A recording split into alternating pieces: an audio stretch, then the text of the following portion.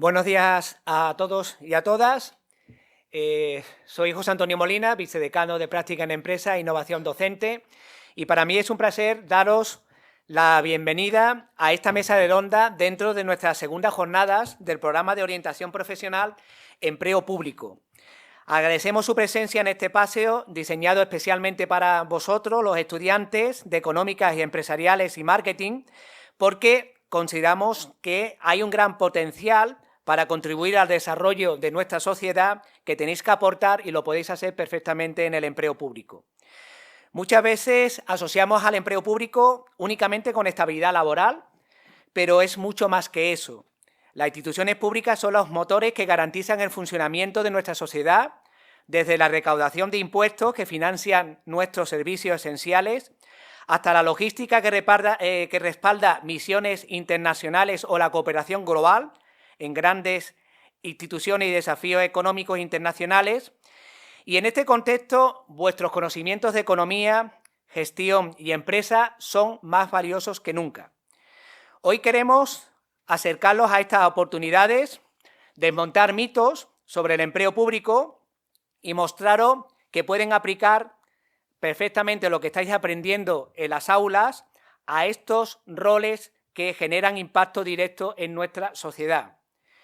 Esta mesa redonda no solo les dará una visión de las trayectorias profesionales que podéis seguir, sino también herramientas prácticas para comenzar a planificar vuestro futuro en estos ámbitos.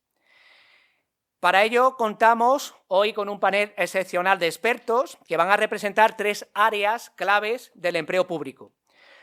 Justamente a mi izquierda tengo a Bartolomé Borrego, que nos va a hablar sobre la labor de la gestión fiscal y la recaudación que sostiene los servicios de todos, ¿no? Antes decíamos en broma que si la agencia tributaria, pues los demás estaríamos, ¿no? Incluyendo, por supuesto, la universidad, pues estaríamos con dificultades, ¿no? A continuación tenemos a Emilio Vilanova, quien va a compartirnos su perspectiva desde el impacto global y las oportunidades para trabajar en organismos internacionales. Y Juan Casado, Juan Curado y Paula Otero nos van a aportar la experiencia sobre la gestión económica y la logística en misiones nacionales e internacionales. Os agradecemos profundamente que estéis todos aquí y voy a hacer una pequeña y breve presentación de cada uno de los ponentes que componen la mesa redonda. Bartolomé Borrego Zavala es licenciado en Ciencias Económicas y Empresariales y máster en Dirección de Sistemas y Tecnología de la Información y las Comunicaciones, vocal adscrito de la Delegación Especial de la Agencia Estatal de Administración Tributaria en Andalucía, Ceuta y Melilla, tecnólogo, tributarista y experto en Administración Pública Tributaria y Nuevas Tecnologías Disruptivas. Colabora como docente en varios másteres tributarios de diferentes instituciones. Además, es autor de 13 libros y un blogger profesional. Es blogger profesional y tiene presencia activa en las redes sociales, donde si lo buscáis lo encontraréis, aparte de que modera foros especializados en materia tributaria. Emilio Vilanova Martínez Frías es licenciado en Derecho, ingresó en la carrera diplomática en el año 1993 y ostenta la categoría de ministro plenipotenciario de tercera clase, que luego si queréis os lo explica, ¿vale? Porque me resultó curioso y lo busqué. Bueno, actualmente es director de la Unidad de Funcionarios Internacionales del Ministerio de Asuntos Exteriores, Unión Europea y Cooperación. Y bueno, ha estado en destinos tan variopintos como Noruega, India, Indonesia, Hungría, México y Grecia. Y ha sido representante permanente de España ante la OTAN.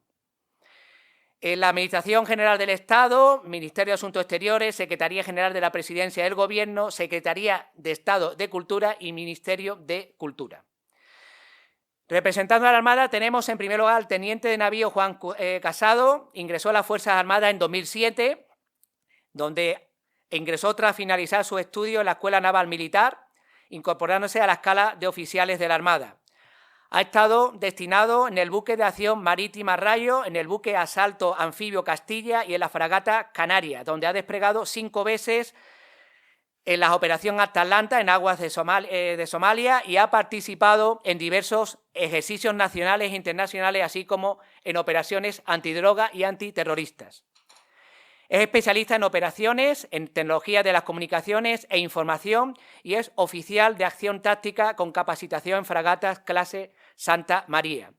Cuenta con una medalla al mérito militar, 5 medallas de política de seguridad y defensa de la Unión Europea, medalla de la Operación Balmix, así como 2 menciones honoríficas. Y actualmente es oficial de la sección de apoyo al reclutamiento de la base naval de Rota, está casado y tiene 2 hijos. Capitán interventón Juan Curado, de 31 años, natural de Las Cabezas, lo destaca, Las Cabezas de San Juan. Ingresó a la Fuerza Armada en 2019, es un doble graduado en Derecho y Administración y Dirección de Empresas por la Universidad Pablo de Olavide y se incorporó a la escala de oficiales muy recientemente en el año 2020, tras superar su preparación militar. Ha estado destinado a la Jefatura Territorial de Intervención número 7 de Las Palmas de Gran Canaria y ha prestado servicio en el Arsenal de Las Palmas como también en el Mando Aéreo de Canarias, en el Cuartel General del Ejército de Aire y del Espacio en Madrid y en la Jefatura Territorial número 6 en la Base Naval de Rota, de donde ha venido hoy. En todas estas unidades, además de ejercer sus atribuciones propias, tiene la titularidad de Notaría Militar del lugar, que también si queréis pues luego os lo explica porque también es muy curioso. Por último, simplemente por orden, no por grado de importancia, pues tenemos a la teniente del Cuerpo de Intendencia de la Armada, Paula Otero, que ingresó en la Armada todavía más reciente, en septiembre de 2021, habiendo cursado el doble grado de Administración y Dirección de Empresas, Dirección Comercial y Marketing de la Universidad Alfonso X el Sabio de Madrid. Tuvo 2 años de formación militar en la Escuela Naval Militar y recibió su despacho de teniente en intendencia en julio del año 23. Actualmente se encuentra destinada a la fragata Reina Sofía, F-84, como oficial de aprovisionamiento. Sin más dilación, primero vamos a escuchar unas presentaciones que nos van a hacer cada uno de su libro, de lo que nos venden hoy, ¿no? Y después, pues, abriremos, como no podía ser de otra manera, pues un turno de preguntas en donde podréis directamente hacer cuestiones específicas sobre aquello que os pueda interesar y si no lo hacéis no os preocupéis que yo también les voy a preguntar, ¿vale? Muy bien, muchas gracias a todos por estar hoy aquí y de partir con nuestros estudiantes.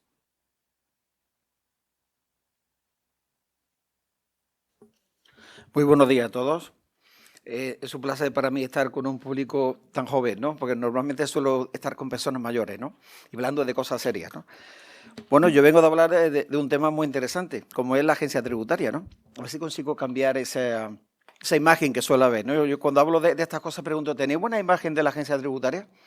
Bueno, y yo creo que al final cuando termino mi charla consigo que cambie esa imagen, porque una cosa es lo que uno termina creyendo por lo que va leyendo por ahí, pero en la agencia tributaria hacemos muchas cosas buenas. O sea, ya lo ha dicho antes el vicedecano, que es que si no hubiera dinero público no tendríamos carreteras, no tendríamos hospitales, no habría universidades, en fin, que nuestro trabajo sirve para muchas cosas, ¿no?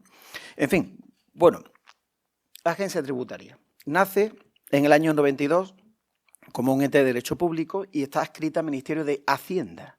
O sea, que una cosa es Hacienda y otra cosa es agencia tributaria. Es un organismo autónomo, aunque depende de Hacienda. Hacienda es la que legisla las normas básicas, ¿no?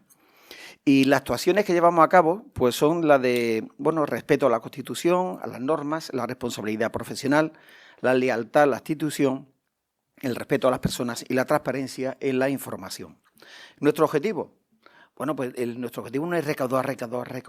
No, es hacer que la gente pague contenta, que es distinto. Es decir, que facilitar el nivel de cumplimiento voluntario. O sea, no dar lugar a que tengamos que decir, como no ha cumplido, ahora le tenemos que liquidar y sancionar. No, que la gente sea consciente de que tiene unas obligaciones que cumplir, que contribuir a la sociedad y que lo haga de forma voluntaria, ¿no? Dentro de los plazos y con el cumplimiento de las normas, ¿no?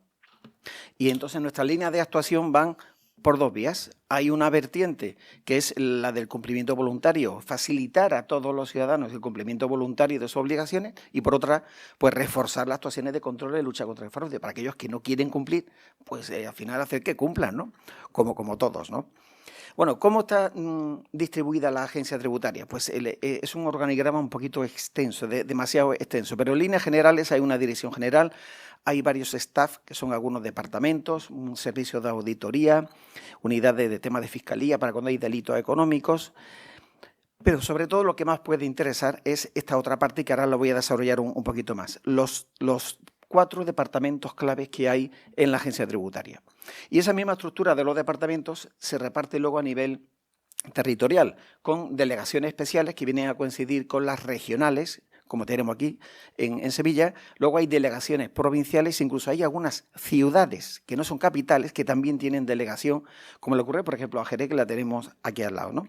Luego, siguiendo, desglosando, descendiendo, tenemos administraciones de aduanas, incluso administraciones de asistencia digital, en las que no se recibe a público, se atiende solo por Internet, con diferentes formas, mediante chat, videoconferencia, en fin, hay muchas formas de... Bueno, básicamente estos son los departamentos de los que quiero hablar, porque cuando uno piensa en la posibilidad de entrar en la agencia tributaria, pues piensa entrar en uno de estos sitios. Luego ya vemos que una vez que estás dentro te puedes cambiar de departamentos, hay muchos departamentos. Gestión tributaria, ¿qué se hace aquí? Pues las actuaciones y procedimientos relativos a la gestión de los tributos, desde que nace el impuesto hasta que casi que termina, ¿no? Un poquito antes de terminar, ¿no? O sea, todo lo que es la gestión desde el devengo del impuesto, facilitar todos los servicios de asistencia a los contribuyentes.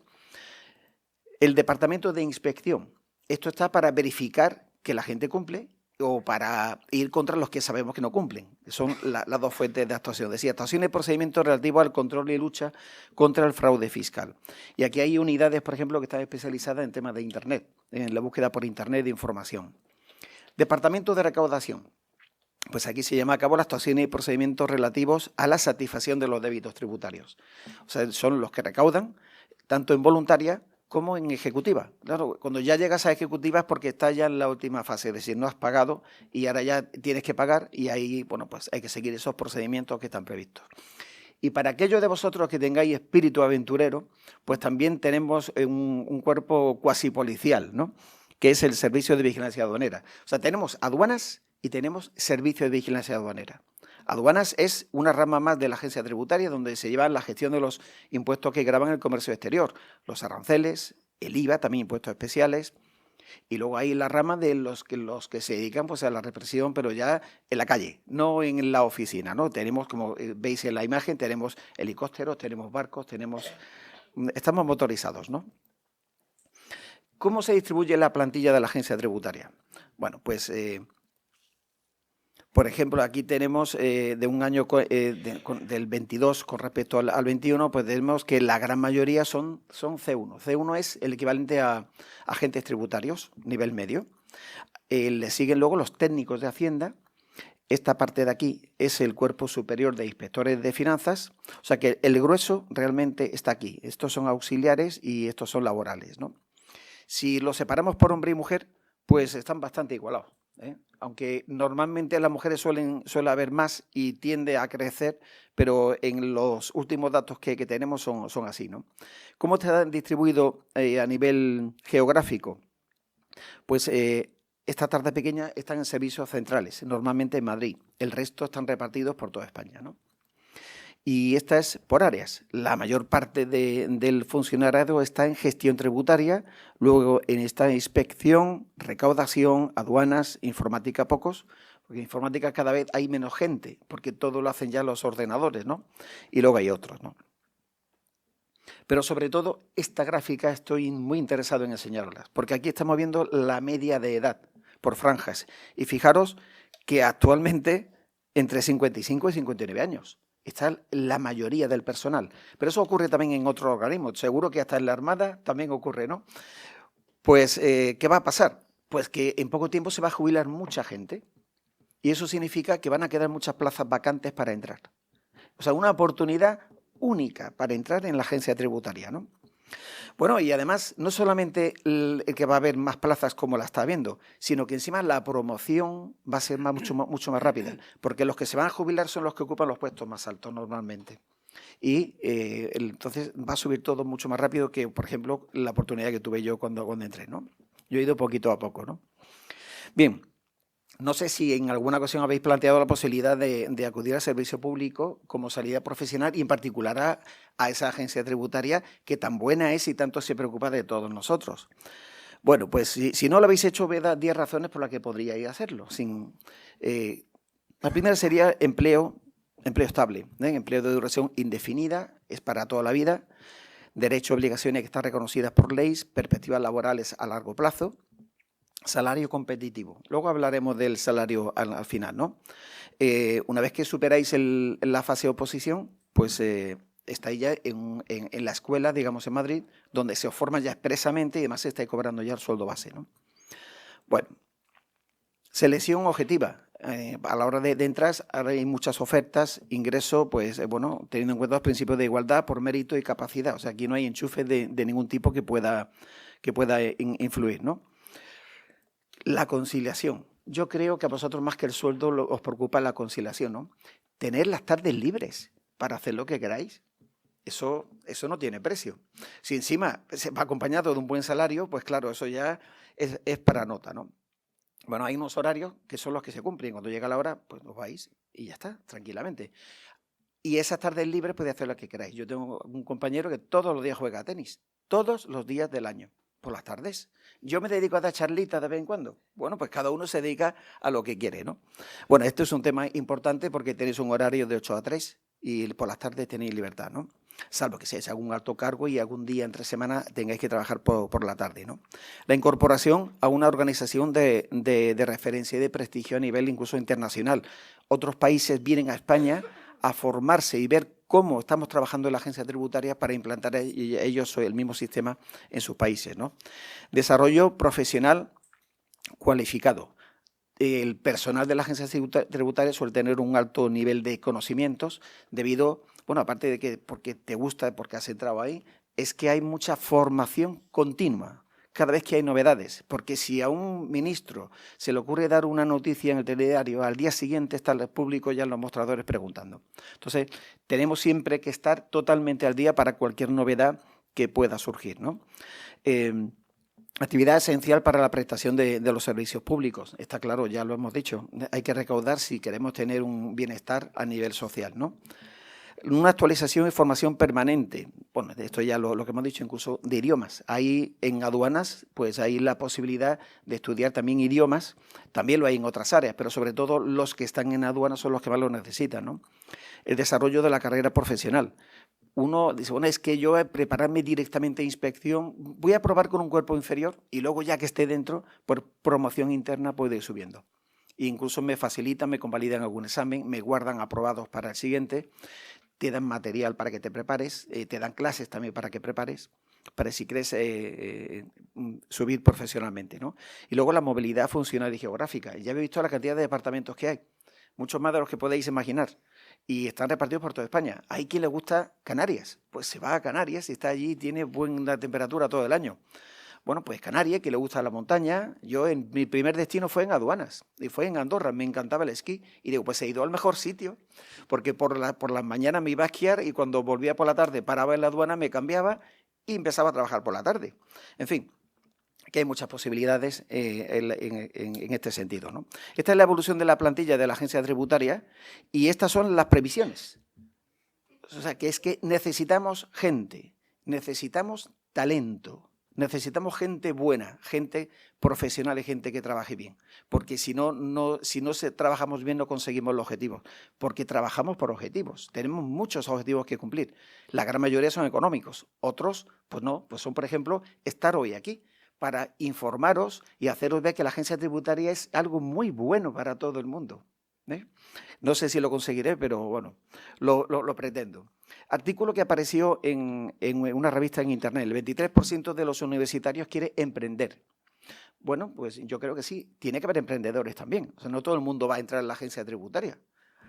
Pero bueno, si tú eres de los que están en el 77% restante, si te gusta el derecho y el servicio público, si aspiras a ser un profesional de prestigio, si quieres trabajar en una institución puntera y si quieres disponer de tiempo libre para conciliar, la agencia tributaria es tu sitio.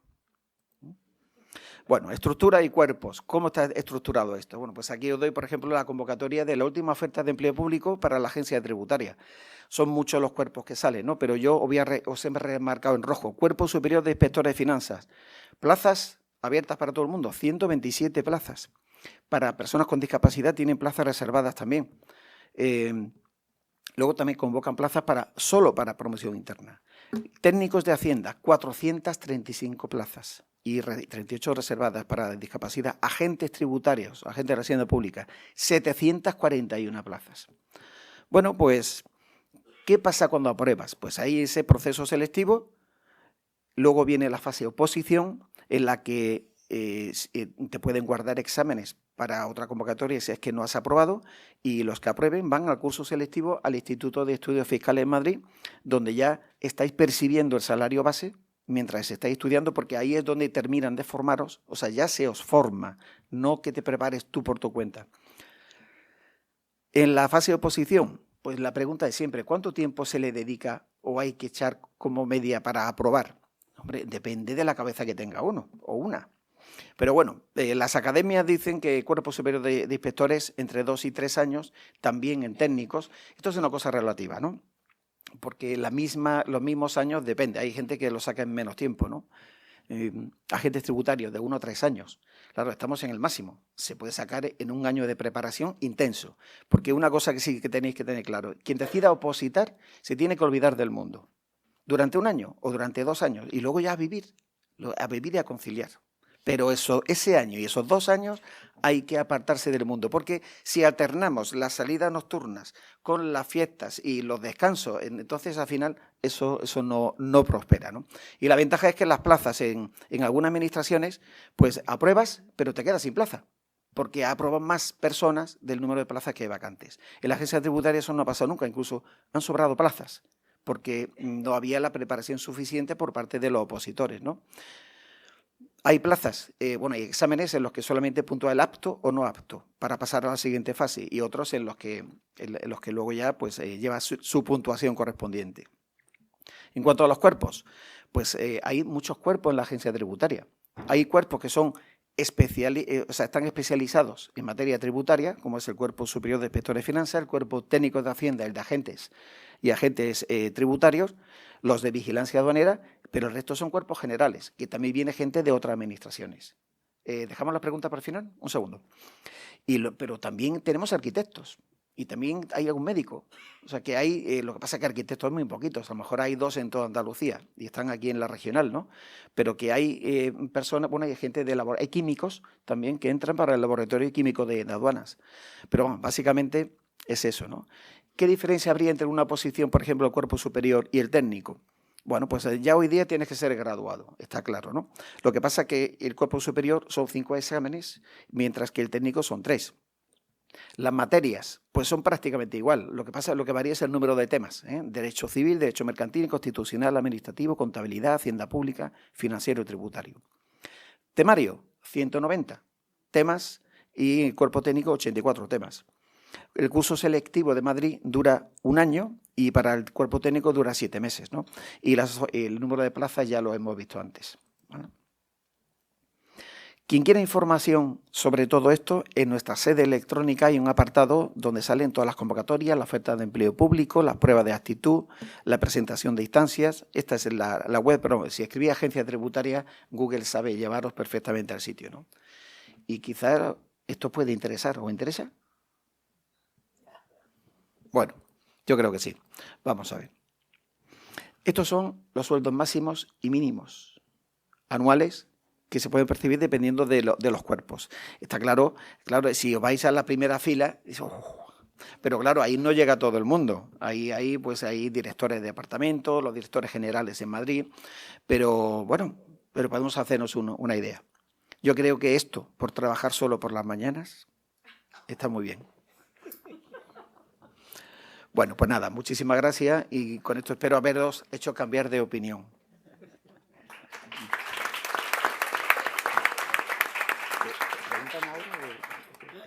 Había una persona que... A ver, la idea era hacer las 3 presentaciones, pero Bartolomé se tiene que ausentar porque tiene otro compromiso.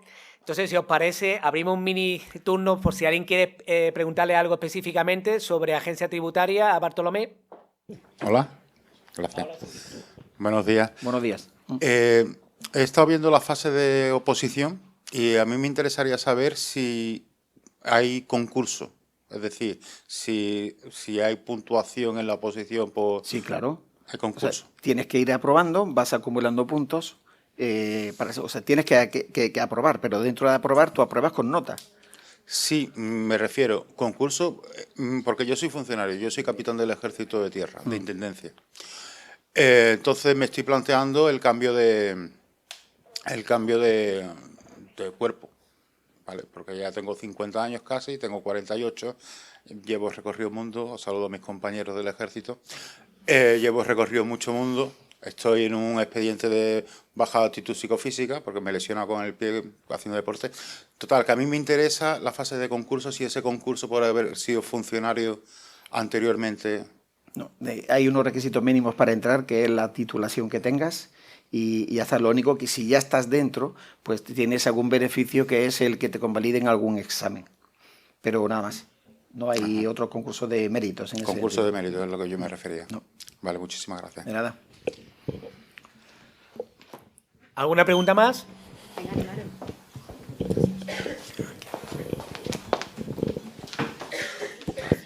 Buenos días. Buenos días. Le quería preguntar, ya que usted está dentro del cuerpo, ¿qué recomienda? ¿Si intentar entrar por arriba o por abajo, por y abajo. haciendo promoción interna? A ver, Gracias. eso depende de la persona. Si necesitas entrar porque tengas una situación personal que te urja, entre comillas, entrar, pues es más fácil entrar con un cuerpo inferior.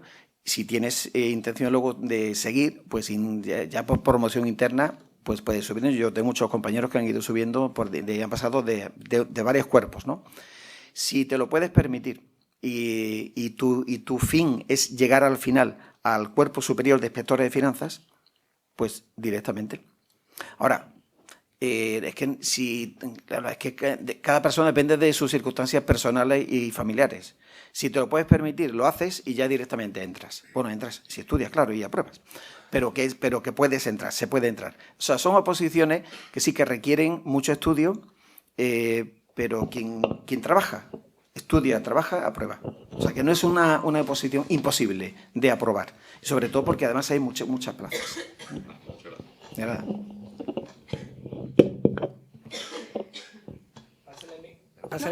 Perdón, vale. Para la formación que nosotros estamos adquiriendo en esta universidad, por ejemplo, Administración de Empresa y Derecho, que de todos los cuerpos que se presentan en la agencia tributaria, ¿cuál es el que mejor se adaptaría a nuestro perfil según los estudios que estamos adquiriendo? Cuerpo Superior de Inspectores de Finanzas, Cuerpo Técnico y Agente Tributario. Son los que tienen la especialidad tributaria. Bueno, informática también. A nuestros informáticos les exigimos que tengan una especialidad tributaria porque tiene más especialización. Pero estudiando AD o AD con... Ahora hay tantas, son con AD, o sea, AD con Derecho, AD con FICO, con lo que sea, ¿no? Cualquiera de ellas te vale. Evidentemente, si has hecho FICO y Derecho, pues tienes hecho, digamos, bastante más, porque has dado mucha contabilidad y has dado, pues, Derecho. Pero yo estudié AD, entonces cuando yo estudié se llamaba empresariales, ¿no? Yo estudié empresariales y estudiaba mucha contabilidad, estudiaba de todo lo relacionado con el mundo de la empresa y también tenemos asignatura de Derecho. Entonces, al final en el examen hay un examen importante de temas de contabilidad y luego el resto de temas de Derecho. O sea que al final te hace falta los dos. La gente de Derecho les cuesta más la contabilidad, la gente de contabilidad les cuesta más el Derecho. Y hay algunos que tienen mentes privilegiadas y se les da todo fantástico. Pues, pero cualquiera, ¿eh? O sea, estudiando empresariales, para mí empresarial ha sido siempre la carrera más completa que existe. Voy a hablar yo. Bartolomé, tengo que decir que estos alumnos de Derecho, como estudian contabilidad conmigo, ¿vale? Pues ellos van en ventaja. Ellos llevan ventaja. Pues yo lo tendría claro ya, entonces. Buenos días. Buenos días. Al hilo de la pregunta de la compañera, yo tengo la parte lúgubre de la pregunta. Como graduado solo en economía, ¿qué dificultades me voy a encontrar? Tengo ahí compañeros también, somos pocos los que estamos aquí de economía solo, pero ¿qué dificultades me voy a encontrar? La asignatura de Derecho son escuetas. A ver, nosotros tenemos inspectores que son ingenieros. Y otros que son químicos. Vale. Yo recuerdo un compañero mío de mi promoción, pues era químico. Y no solamente que era químico y estudió y aprobó, sino que en 1 año y medio pasó del nivel mínimo al nivel máximo, porque salió una plaza, convocaron una plaza en Puerto Llano, una refinería de petróleo, y no se presentó en España nadie porque el requisito era que fuera químico, y no había nadie. Se presentó él y pasó del nivel mínimo al nivel máximo en 1 año y medio. O sea, con eso te lo digo todo. Vale, eso espera, Fernando. Y ahora tengo otra pregunta, ya un poco más específica. Viendo algunos LinkedIn de inspectores de Hacienda, aparte de que me ha sorprendido, algunos son muy jóvenes, veo mucho un máster en la UNED de Administración Pública y especialidad en tributación. Y lo he visto en más de 2 y de 3 y de muchos inspectores de Hacienda. No sé por qué hacen ese máster y además coincide con el año en el que entran en el cuerpo. No sé si me puede explicar por qué. Sí, claro. Esto puede que a lo mejor te pueda contestar yo. Puede coincidir con el máster habilitante dentro de la academia de preparación suya. Yo estoy estudiando el máster de Administración Pública, Políticas Públicas y Tributación en el Instituto de Estudios Fiscales y se corresponde con el curso que hacen los compañeros civiles de intervención allí en el Instituto de Estudios Fiscales. Si coincide con el año en el que entran, muy probablemente sea eso. Claro, porque además coincide en que se dan los inspectores de Hacienda más jóvenes que veo en LinkedIn. Pues en el caso de intervención militar, el máster está desde el año 2020. Yo soy la última promoción que no tiene máster. Y es eso, seguramente sea por eso. Eso es todo, muchas gracias. De nada.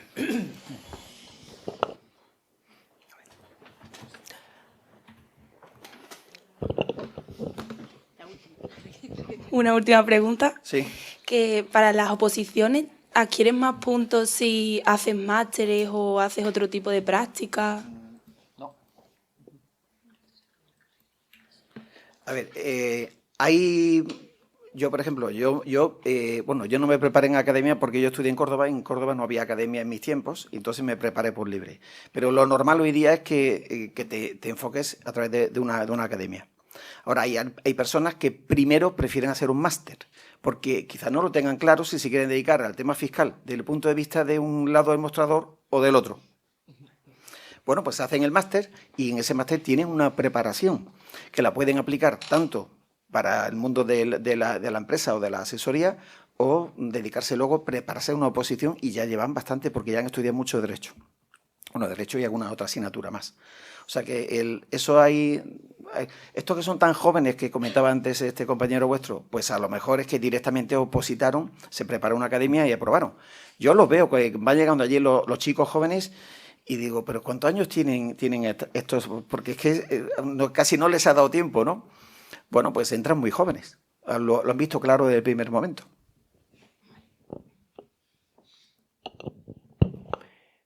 Muy bien, pues como no basta hasta el final, le damos ahora el aplauso a Bartolomé. Muchas gracias.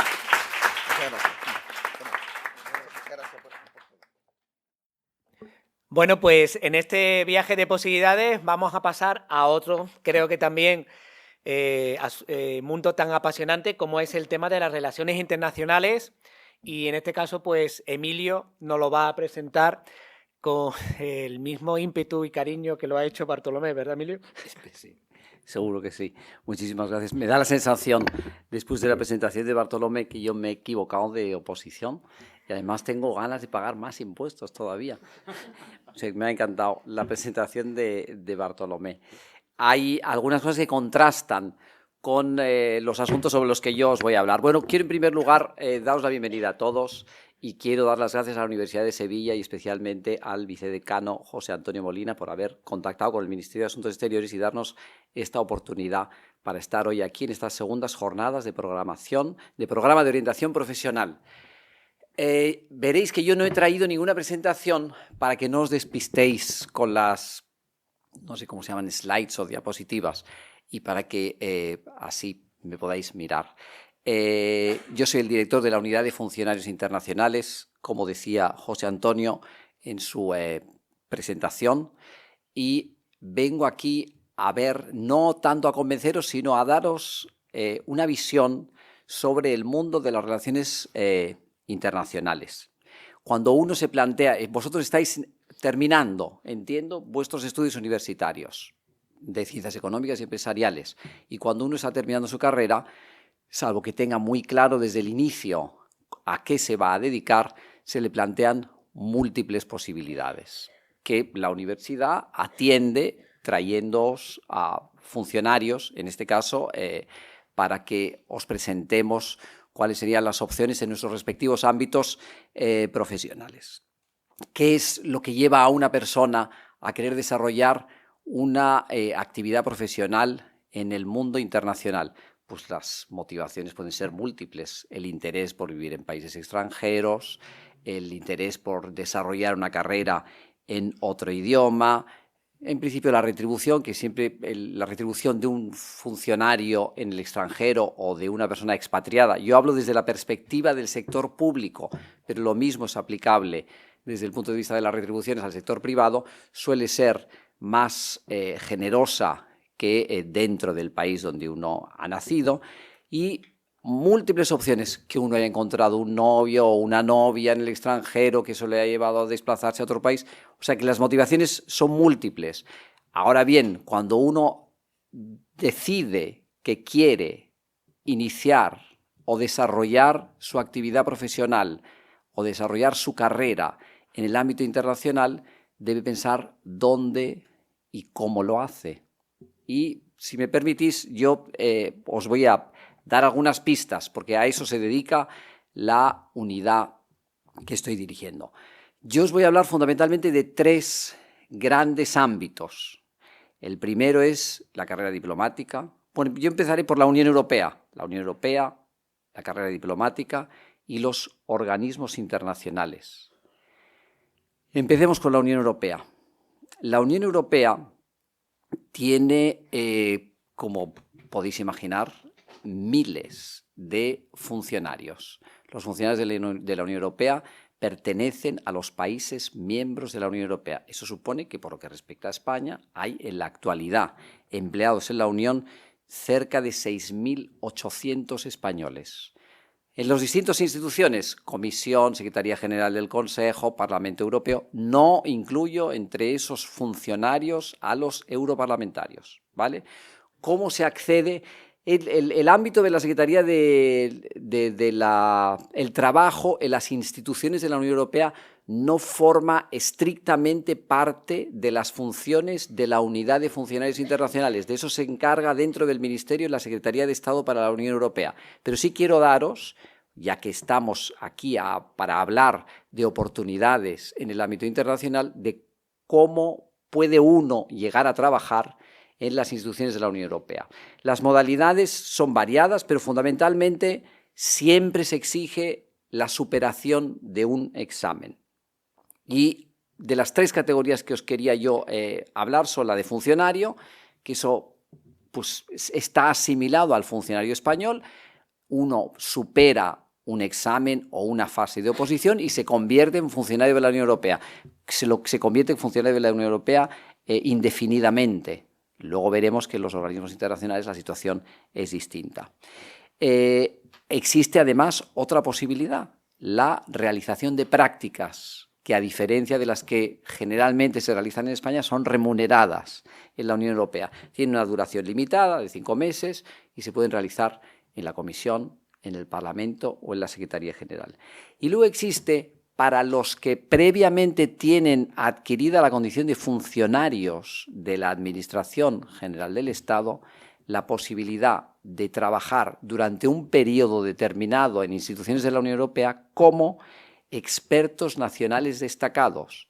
Eso requiere previamente la condición de funcionario y mediante acuerdos distintos que existen entre los distintos ministerios y las instituciones de la Unión Europea, España destaca funcionarios durante un periodo limitado de 2 o 3 años. ¿Y qué es lo que permite esa modalidad? Esa modalidad permite el conocimiento por parte de los funcionarios españoles del funcionamiento de las instituciones europeas y el enriquecimiento de la propia Administración General del Estado. Carrera diplomática. Segundo gran ámbito del que os quiero hablar y al que yo pertenezco. No somos tantos como los funcionarios de Hacienda, somos solo 950. A diferencia de los funcionarios de Hacienda que, como bien decía nuestro compañero tienen una imagen que en principio da miedo, los funcionarios de la carrera diplomática, los diplomáticos, pecamos de lo contrario. Al diplomático le arrastra un aura de lujo, un cliché que se refleja en la literatura, en el cine, y todo el mundo cree que nosotros nos pasamos la vida en bailes, en recepciones. Es cierto en ocasiones, pero con los matices que luego os diré, y que somos ricos. Bueno, pues muchas de esas cosas son ciertas y otras son absolutamente falsas. Y desde luego los sueldos de la administración, de la agencia tributaria, no están a nuestro alcance. Si alguien, y vosotros estudiáis ciencias económicas y empresariales, se quiere hacer rico, que no se haga diplomático y que no trate de hacerse rico en el sector público, porque ahí, lamentablemente, los recursos son limitados. Pero, como os decía, hay muchos clichés que acompañan a nuestra profesión. Eso tiene que ver con la historia de la diplomacia y poco a poco se han ido desvaneciendo. Pero, en principio, la diplomacia, como supone en el exterior la representación del Estado fuera de nuestras fronteras, requiere de que esa función esté rodeada o acompañada de ciertos privilegios y ventajas, que es lo que normalmente ha atraído a esa literatura o cinematografía a la que me refería con anterioridad. A diferencia también de los inspectores de Hacienda, nosotros no trabajamos también por la tarde y los sábados y los domingos eventualmente. O sea que no tenemos ese horario tan bueno de trabajo solo por las mañanas. Eso es una broma porque los inspectores de Hacienda, me imagino, también trabajan por la tarde. Bueno, ¿cómo se accede a la carrera diplomática? A la carrera diplomática se accede mediante una oposición.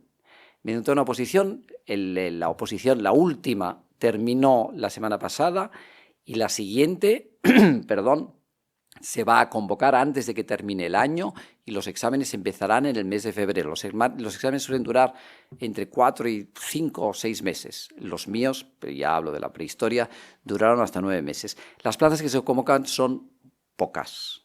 Para el año próximo, el número de plazas que se convocarán será de 28. Hay algo que me gustaría matizar a propósito de la pregunta que tenía el vicedecano sobre mi categoría, la de ministro. Se llama carrera diplomática y empiezo por esto. Habréis escuchado muchas veces carrera diplomática, eso poco, pero sobre todo cuerpo diplomático, ¿verdad? Carrera diplomática y cuerpo diplomático se pueden solapar, pero son cosas completamente distintas. La carrera diplomática es el conjunto de funcionarios que pertenecen a esta carrera y que en España son 950. El cuerpo diplomático en España lo integran el número de funcionarios no españoles, sino extranjeros destacados en España que no forzosamente tienen que ser diplomáticos de carrera, sino que tienen estatuto diplomático. Agregados militares, agregados laborales, agregados de interior, etcétera, etcétera. O sea que si yo voy destacado al exterior, yo formo parte de la carrera diplomática porque soy un funcionario diplomático y formo parte del cuerpo diplomático del país donde esté. Pero son cosas completamente distintas, ¿vale? Ministro consejero, ¿por qué se llama carrera? Se llama carrera porque, al igual que con nuestros compañeros del Ejército o de la Judicatura y de la Fiscalía, nosotros ostentamos grados personales. Cuando alguien ingresa en la carrera diplomática, ostenta la categoría de secretario de embajada de tercera categoría y con el transcurso del año y de los méritos va ascendiendo. Secretario de embajada de tercera, de segunda, de primera, consejero de embajada, ministro plenipotenciario de tercera, de segunda, de primera y embajador, ¿vale? Esa es la razón. Siempre que veáis carrera en los altos cuerpos de la administración, eso quiere decir que los funcionarios que a ella pertenecen ostentan un grado personal. En el caso del Ejército, tenientes a partir de oficiales, capitán, comandante, teniente coronel, etcétera, etcétera. ¿Cuáles son las grandes ventajas que tiene formar parte de la carrera diplomática? Os hablaba nuestro compañero antes, nos hablaba Bartolomé de las distintas modalidades que tiene uno que trabaja en la agencia tributaria para trabajar. Bueno, en la carrera diplomática podéis, y además eso va a ser la norma de vuestra vida, trabajar en derechos humanos, en desarme, en política pura y dura, podéis trabajar en cooperación al desarrollo, podéis trabajar en la promoción del español como lengua universal. O sea, la variedad es enorme, no infinita, pero sí enorme. Y las posibilidades de desempeñar vuestras tareas son dentro de España, no solo en el Ministerio de Asuntos Exteriores, que es el grueso de la administración, sino además en las representaciones diplomáticas y consulares de España en el exterior. Ese mundo al que antes nos referíamos de oropel tiene al mismo tiempo a veces muchas desventajas. No siempre uno vive en París, en Washington o en Roma, sino que la mayoría de los diplomáticos pasamos por países que son muy complicados desde el punto de vista de salubridad, de seguridad, etcétera, etcétera. Por eso lo que requiere ser funcionario de la carrera diplomática fundamentalmente es una vocación de servicio público, pero que nadie piense que ser diplomático supone una vida de lujo en una capital europea o internacional de lujo. No es esa la realidad es distinta. Pasamos ahora al grueso que probablemente os puede interesar más del trabajo, las posibilidades, enormes posibilidades de trabajo en los organismos internacionales. Dentro de los organismos internacionales yo creo que lo habréis estudiado y lo conoceréis. Tenemos que distinguir dos grandes grupos, menciona parte de la Unión Europea de la que ya he hablado. El sistema de organismos pertenecientes a las Naciones Unidas, FAO, UNESCO, hasta 70 tenéis. Y los organismos internacionales que no forman parte de ese sistema bajo el paraguas de las Naciones Unidas. Pensad en una que es muy paradigmática y que conocen bien nuestros compañeros militares. La OTAN, la Organización del Tratado del Atlántico Norte, no está bajo la dependencia ni pertenece a ese sistema, pero es, junto con otras, una organización internacional. El acceso a los organismos internacionales, bien del sistema de Naciones Unidas o ajeno al sistema de Naciones Unidas, requiere de determinadas cualificaciones. La primera, por supuesto, es hablar buenos idiomas. Quiero insistir en los idiomas que son obligatorios, además, para ingresar en la carrera diplomática, inglés y francés y otros alternativos, pero esos son obligatorios.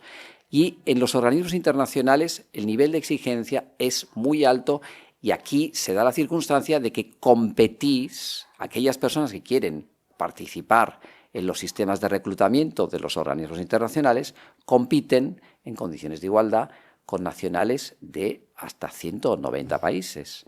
Podéis imaginar, no sé si habéis tenido experiencia de Erasmus, que en Europa, por ejemplo, pienso en un continente que nos es propio y cercano, habréis visto que los nacionales de los países de Europa Central y Oriental son capaces de hablar 5, 6 y 7 idiomas maravillosamente bien. En España ese es un lastre que hemos tenido durante mucho tiempo, la dificultad, la creencia, que es cierta, de que el español es una lengua universal.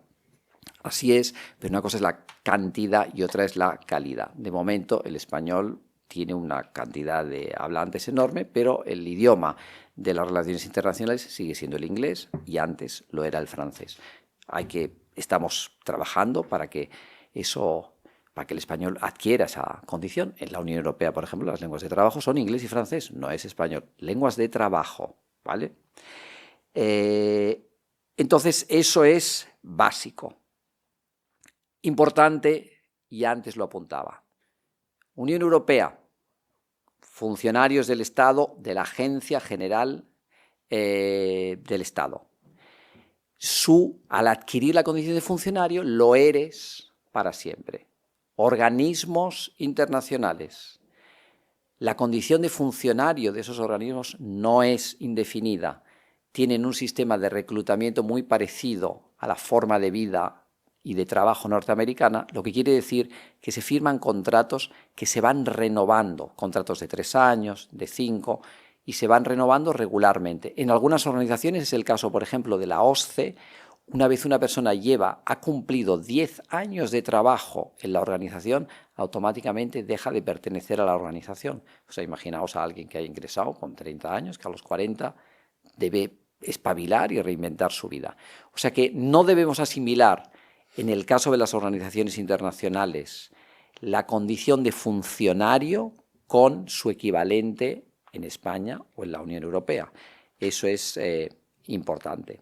Requisitos, hablábamos antes de los idiomas, una sólida formación, vocación de servicio público, por supuesto, compromiso con los valores de la organización a la que se pretenda pertenecer, y existe una pega para vosotros que sois jóvenes, perdón, y es que casi siempre se suele exigir una experiencia menor o mayor, y entonces ese es la gran queja, y por supuesto muy fundamentada por parte de los jóvenes que aspiráis a puestos en esos organismos, pero siempre se pide un mínimo de experiencia. Para solventar eso, existe en esos organismos un programa de prácticas o de voluntariado remuneradas que son muy interesantes y que yo os aconsejo que descubráis, ¿vale?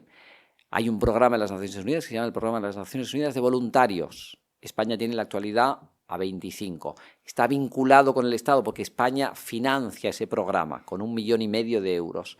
Y luego existe otro programa que se llama Programa de Jóvenes Profesionales, requiere ya una cierta experiencia. JPOs en la terminología de los organismos internacionales, que España financia también generosamente con 3 millones de euros, donde España paga y asume todos los gastos de sus nacionales en esos organismos durante un periodo limitado de tiempo, que sirve para que el joven se forme, adquiera experiencia y eventualmente para que la organización donde desempeña sus funciones pueda retenerle y contratarle. Y a partir de ahí, del impulso que le ha dado el Estado financiándole esa estancia, continuar una carrera internacional. Los procesos de preselección se realizan por el Ministerio de Asuntos Exteriores, por la unidad que yo dirijo. Preselección porque la selección compete exclusivamente al organismo al que uno opte. ¿Qué organismo es? En estos dos programas de los que os hablo, los organismos previamente seleccionados por el Ministerio de Asuntos Exteriores, que son aquellos que temáticamente o geográficamente interesan a la política exterior española. Habréis visto y concluido ya a estas alturas de mi charla que el interés por parte de España de tener a funcionarios en organismos internacionales es un interés que sirve para tener influencia en los mismos y para recibir información sobre las actividades que desarrollan. Sería el caso, no quiero utilizar la palabra espía porque no se trata de eso, pero sí se trata de tener informado a tu gobierno y al mismo tiempo de aportar y de contribuir al desarrollo del sistema de las Naciones Unidas. Las Naciones Unidas, como sabéis, está pasando por un periodo, como otras instituciones, de una enorme penuria económica y financiera, y normalmente suele utilizar esos programas de voluntarios o de JPOs, jóvenes profesionales, para nutrirse de mano de obra ultra cualificada y perfectamente seleccionada para irla rotando y no tener que hacer frente a los costes que todo ello supone. Yo creo que aquí me voy a quedar y lo único que os voy a decir es que la unidad, os invito a que miréis a través de la página web del Ministerio de Asuntos Exteriores, veréis en Servicios al Ciudadano, si os metéis allí, lo estamos tratando de mejorar para que sea muchísimo más interactivo y más atractivo. Veréis ofertas de empleo en organizaciones internacionales. Servicios al Ciudadano, ofertas de empleo, ahí pincháis y veréis mucho más y más detallado todo lo que os he contado. Y algo importantísimo, vosotros sois estudiantes de Ciencias Económicas y Empresariales. En los organismos internacionales a los que normalmente la gente tiende a creer que se acercan las personas licenciadas o graduadas en Relaciones Internacionales y en Derecho, admiten a economistas, Banco Central Europeo, Fondo Monetario Internacional, Banco Mundial, Banco Europeo de Reconstrucción y Desarrollo, vamos, tenéis posibilidades infinitas. Ingenieros, Organización Internacional de la Energía Atómica, Organización Marítima Mundial, Organización Internacional de las Telecomunicaciones. O sea que no penséis que el desempeño o el inicio de una carrera profesional en un organismo internacional requiere de una formación en relaciones internacionales. No, hay tantísimos organismos y las posibilidades son tan grandes que os animo a que por lo menos os intereséis. ¿Qué es lo que hace la unidad? La unidad es la que os da las herramientas y la información para que vosotros conozcáis todas las vacantes.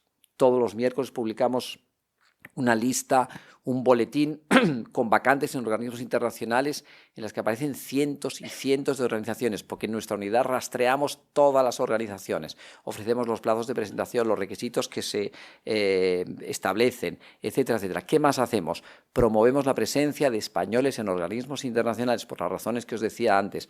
Ayudamos en los procesos de selección muy cualificados, porque la competencia, podéis imaginar que es brutal. Os hablaba antes de todos los países que compiten. Pues a España lo que le interesa es que en los niveles más altos las personas seleccionadas sean sus funcionarios. Y ahí a través de contribuciones, de ayudas, no de cuchillazos, pero hay que estar prevenidos a los que te dan los demás, pues hay que influir. Y promovemos pues, las candidaturas en definitiva. Y termino ya con unos números. Os decía que en la Unión Europea hay 6.800 españoles, que nosotros somos 950 diplomáticos, quizá de aquí salga alguno más, y que españoles en los organismos internacionales tenemos en la actualidad 4.700. Tened presente que el sistema de Naciones Unidas contrata a 125.000 funcionarios en la actualidad. Pues de esos 125.000, 4.700 son españoles, 3.000 en el sistema de las Naciones Unidas y 1.700 en otras. En el año 2010, para que os hagáis una idea de cómo ha evolucionado nuestras aportaciones, nuestra contribución y la apertura e interés por parte de los españoles en trabajar en organismos internacionales y en un entorno internacional, en 2010 eran 1.900 y ahora estamos ya en 4.700. Estoy a vuestra disposición personal, tiene el vicedecano mi dirección. Para cualquier duda que tengáis, vuelvo a remitiros a la página web del Ministerio de Asuntos Exteriores y ojalá descubráis y tengáis, yo sé que los sevillanos estáis muy arraigados a la tierra, que os encanta y lo entiendo perfectamente, porque claro, con esta ciudad tan maravillosa, pero si alguno pues tiene o alguna interés en iniciar una carrera internacional y necesita de mayor información, sabéis que tenéis en el Ministerio y en vuestra administración, en el Ministerio de Asuntos Exteriores, todo el apoyo y ayuda que necesitéis. 1.000.000 de gracias a todos y si queréis hacer alguna pregunta, estaré encantado de contestarla. Gracias. Muchas gracias, Emilio. Bueno, pues pasamos con la Armada.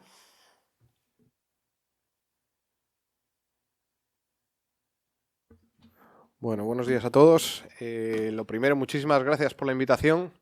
Es un placer para nosotros estar aquí y vendremos las veces que haga falta y las veces que nos invitéis aquí a compartir un rato con vosotros.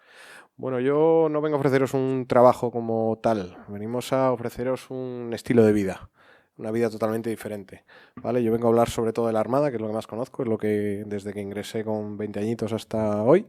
Pero bueno, tanto mi compañera Paula como mi compañero Juan os van a contar también las ofertas de sus diferentes cuerpos y bueno, paso a continuación a detallaros un poquito cuál es nuestra oferta laboral y cuál es nuestro espíritu de servir a España. Bueno, nosotros siempre empezamos hablando un poco de las oficinas, ¿no? De cuál es la oficina en la que aspiráis trabajar. Ponemos la opción A, que puede ser perfectamente la agencia tributaria o un coworking. Y la opción B, que puede ser perfectamente la del diplomático, esa que hemos dicho, así de una oficina muy noble, con muchas maderas nobles. Y bueno, la opción C de una persona. Y la opción C del que todavía igual no está definiendo su trabajo, o está teletrabajando desde casa, o todavía no ha decidido esforzarse mucho. Entonces, como una imagen vale más que 1000 palabras, os voy a poner un pequeño vídeo para que veáis nuestras oficinas.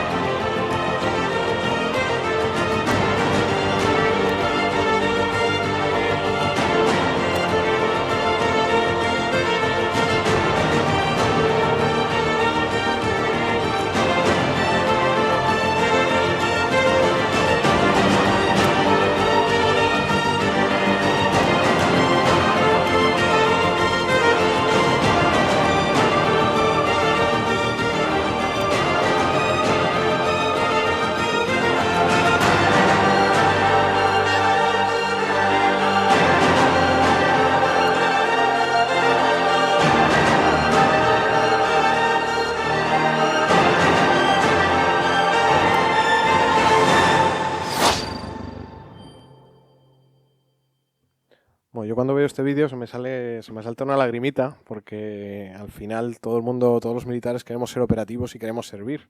Yo ahora sirvo de otra manera, sirvo viniendo aquí a mostraros un poco nuestra vida, pero estos vídeos al final lo hemos hecho nosotros. Yo salgo en alguno de los barcos que están en ese vídeo, salen compañeros míos, entonces al final siempre te sale un poco la lagrimita. Pero bueno, contaros un poquillo cómo está estructurada las Fuerzas Armadas, con los tres más que conocidos: Ejército de Tierra, la Armada y el Ejército del Aire, y cada uno de esos ejércitos se divide en cuerpos, ¿no? Yo pertenezco al Cuerpo General, que es el cuerpo que se encarga de la preparación y utilización de la fuerza. Hablamos de fuerza como unidades operativas, ¿no? Las unidades que despliegan, que están en los escenarios de operaciones, ¿no? El Cuerpo de Infantería de Marina, que es un pequeño ejército de tierra que pertenece única y exclusivamente a la Armada, que está preparado y diseñado para proyectar la fuerza desde la mar. El Cuerpo de Intendencia, al que pertenece Paula, que es el que luego os va a contar y os va a tallar, que básicamente, como resumen muy rápido, se encarga de la gestión de recursos económico y financiero.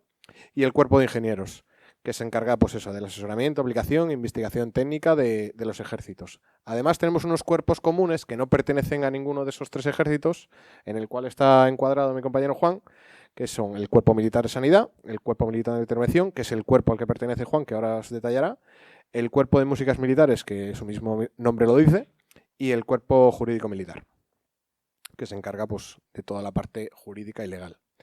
Bueno, ¿por qué decidir ingresar en las Fuerzas Armadas? ¿Qué ofrecemos nosotros? Pues al igual que el resto de funcionarios, pues una estabilidad, una carrera a largo plazo, con muchas posibilidades y muchas oportunidades. Muy variopintos, con muchos destinos en el extranjero de muchos tipos, tanto operativos como más administrativos, o de representación incluso. Desarrollo, es una formación continua y con habilidades transferibles. Muchos de esos máster que hemos estado hablando antes, pues también se pueden hacer desde dentro de las Fuerzas Armadas, financiados o básicamente ofertados por las Fuerzas Armadas, de muchos tipos, yo por ejemplo soy especialista en tecnologías de las comunicaciones de información, salen cursos muy variopintos de protocolo, desactivación de explosivos, bluceo, de la Escuela Naval se sale con el título también de capitán de yate, o sea, por eso digo que al final son habilidades muy transferibles y muy variopintas. La aventura, pues ofrecemos una aventura básicamente, es una vida como digo, con misiones internacionales, viajar, ahí os pongo una foto del Cano en Nueva York, por ejemplo, vivir de una forma diferente. Yo mismamente en abril, como os he dicho antes, no me he dedicado siempre a este tipo de charlas, yo llegué el 25 de junio de Somalia y en abril estaba en Seychelles, que habíamos capturado 6 piratas y estábamos trabajando con la Fiscalía de Seychelles para poder enjuiciarlos por piratería. Y pues eso, 11 días en Seychelles, no os digo más. Bueno, el prestigio de servir a España, no hay más que decir, con un honor, con orgullo de representar a tu país en los diferentes ámbitos internacionales y con un espíritu de servir al ciudadano, de servir a la comunidad internacional en muy diferentes ámbitos, en nuestro caso, sobre todo a la comunidad marítimo mercante. Bueno, Armada como reflejo de la sociedad. Aquí tenéis 3 personas de diferentes orígenes, diferentes culturas, como quien dice, aunque pertenecemos todos a nacionalidad española. Pero bueno, muy diversa, muy abierta y de todo tipo. Aceptamos a todo tipo de personas, como quien dice. Raza, religión, etcétera, etcétera. Reflejo de la sociedad, básicamente. Tecnología y futuro. No voy a negar que tenemos todavía alguna cosilla un poco más anticuada, pero trabajamos para tener la tecnología más avanzada, trabajamos codo con la industria de defensa nacional para desarrollar nuestras capacidades lo mejor posible, sobre todo en ambiente cada día más en la ciberseguridad, que cada día es más importante, y con esta palabra que está tan de moda como la inteligencia artificial, seguimos ahí en vanguardia, ¿vale? Pertenencia y compañerismo. Bueno, pues yo siempre digo, me gusta decir que al final somos un poco la familia que tú eliges, ¿no? Esta frase que se dice tanto, pues la pequeña familia que tú eliges. Yo convivo día a día con mis compañeros de promoción. Las mejores amigas de mi mujer son las mujeres de mis compañeros y al final somos hermanos de armas con un objetivo común. Te metes en una cámara de oficiales y ahí vamos todos a lo mismo, todos remamos a una y todos compartimos el mismo baño prácticamente, o sea, eso une mucho, para que os hagáis una idea. Bueno, requisitos generales de acceso: nacionalidad española, carecer de antecedentes penales, titulación, poseer la titulación necesaria al cierre del plazo, decir que la gran mayoría de las oposiciones, por no decir todas, salen en mayo aproximadamente. Y bueno, los tatuajes y piercing, carecer de inserciones o tatuajes contrarios a la Constitución, no quiere decir que no los tengáis, sino que sean contrarios a la Constitución o a los valores de las Fuerzas Armadas, ¿vale? Y ya no importa la zona. Antiguamente había que tenerlo en zonas escondidas, como quien dice, pues ya no importa la zona. Que quede claro, ¿vale? Y bueno, psicotrópicos. Curioso que lo ponga aquí, pero bueno, en caso de prueba de detección de psicotrópicos es importante decir que si te presentas un año y por casualidades de la vida das positivo en psicotrópicos, pues te habilita durante un año para presentarse, ¿vale? Eso es un dato que es importante de conocer. Bueno, voy a hablar de cuerpo general, e infantería de marina. ¿Qué hacen los oficiales de cuerpo general? Pues oficiales adaptados a los diferentes escenarios tácticos con una adecuada capacidad de liderazgo, mando, disciplina, decisión y trabajo en equipo. Siempre en las unidades operativas de las Fuerzas Armadas, ¿vale? Todo esto se resume en que nosotros preparamos a las unidades y las desplegamos y operamos en esas unidades. Fragatas, F-18, secciones de carros de combate, una sección de fusileros de infantería de marina, ¿vale? Cuando hablo de la fuerza, hablo de este tipo de unidades. Bueno, en la infantería de marina, también, ¿qué hacen los oficiales de infantería de marina? Pues son oficiales con una capacidad de ejercer como oficial de la fuerza, en este caso expedicionaria, ¿vale? Desarrollando operaciones anfibias, siempre desplegando desde unidades de la Armada, desde unidades embarcadas, ¿vale? Y ahí podéis ver pues diferentes imágenes de lo que hace la infantería de marina, equipos de operaciones especiales, de la Fuerza de Guerra Naval Especial, equipos operativos de seguridad a bordo de los barcos. Y bueno, pues un ejemplo visual para que tengáis una idea. ¿Qué requisitos específicos de acceso al cuerpo general con titulación, como es vuestro caso, que la opción que se os da de ingresar con esa titulación? Pues en vuestro caso con la carrera de Administración y Dirección de Empresas y no haber cumplido 27 años en el año de la convocatoria. ¿Cuál es el proceso? Pues un pequeño concurso oposición. En este caso nosotros sí que tenemos un concurso de méritos, que luego voy a hacer un pequeño resumen, ¿vale? Y en este caso la oposición solo sería una prueba de conocimientos de inglés, un nivel B2, eliminatoria y puntuable, ¿vale? Con ese examen os escalafonan y es eliminatorio. Además tenemos unas pruebas de actitud psicofísica que consta de una pequeña prueba psicológica para ver que sois aptos para el servicio, un reconocimiento médico con el mismo objetivo, ver que sois aptos para el servicio conforme a un pequeño cuadro médico y unas pruebas físicas que luego os pondré un cuadrito a continuación que no son para superhombres. Los superhombres los generamos dentro ya. Bueno, y luego también existe una posibilidad que es como militar de complemento, que es una opción que no se conoce mucho, pero bueno, los requisitos simplemente es para personal que no haya cumplido los 30 años, antes recordar que dijimos 27, no haber cumplido 27, no haber cumplido 30 años de la convocatoria y firmas un pequeño compromiso que de máximo 8 años de servicio. ¿Qué quiere decir esto? Que si tú por cualquier cosa te ha pasado la edad, los 27 años, y no has tenido muy claro hasta ese momento tu ingreso a las Fuerzas Armadas, hasta los 30 puedes ingresar a las Fuerzas Armadas. Firmas un contrato de máximo 8 años y a partir del segundo año que te ha gustado, pues te quieres quedar, te puedes ingresar como militar de carrera. Esto sería como un pequeño contrato eventual, digamos, ¿vale? Para gente que puedes ingresar hasta los 30 años. Los estudios, graduado o licenciado según la convocatoria. Y lo mismo que hemos dicho antes, pues una pequeña fase de concurso-oposición, con una prueba de conocimientos de inglés y esa prueba que hemos dicho que es apto o no apto, de prueba psicológica, reconocimiento médico y pruebas físicas. Repetir que el compromiso son máximo 8 años de servicio y que a partir del segundo año ya puedes acceder como militar de carrera por promoción interna. Además decir que no se están cubriendo prácticamente las plazas, con lo cual es bastante fácil ingresar como militar de carrera una vez que ingresas como militar de complemento.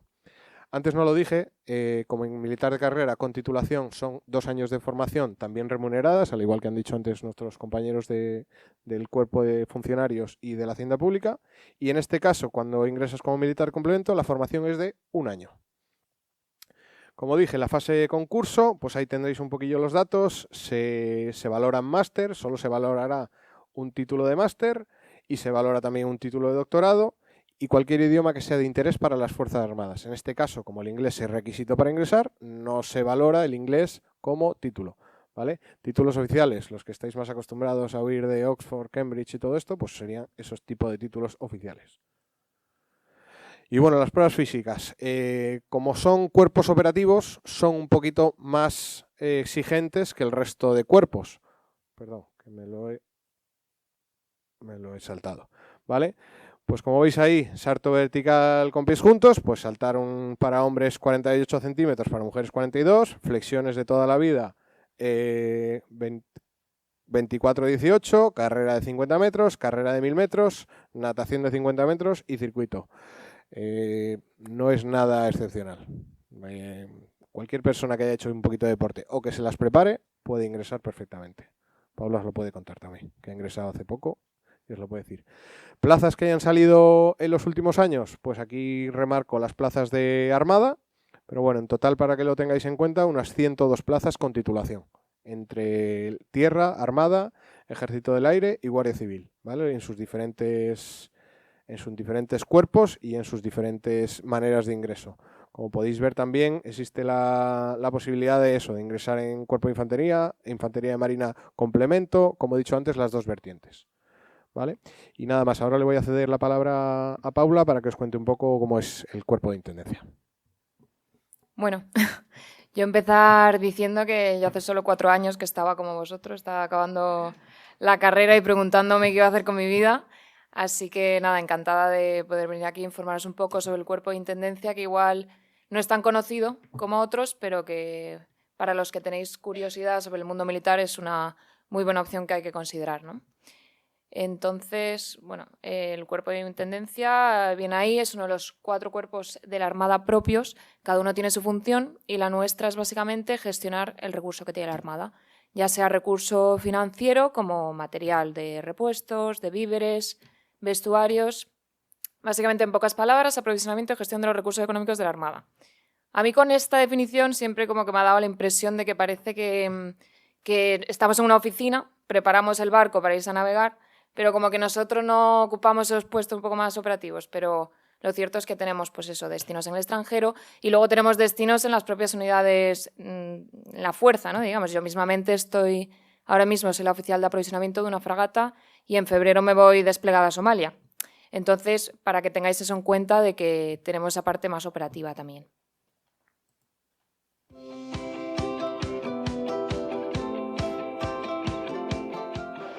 Pues bien, mi ingreso en las Fuerzas Armadas fue básicamente, bueno, mi padre es militar, entonces mucha parte de las Fuerzas Armadas la conozco por él.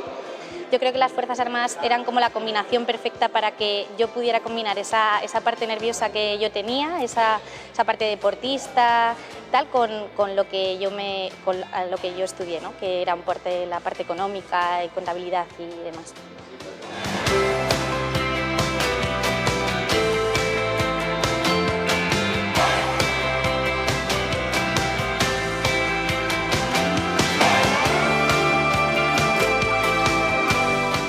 Pues yo, por ejemplo, en mi caso, accedí aquí al Cuerpo de Intendencia ya con titulación.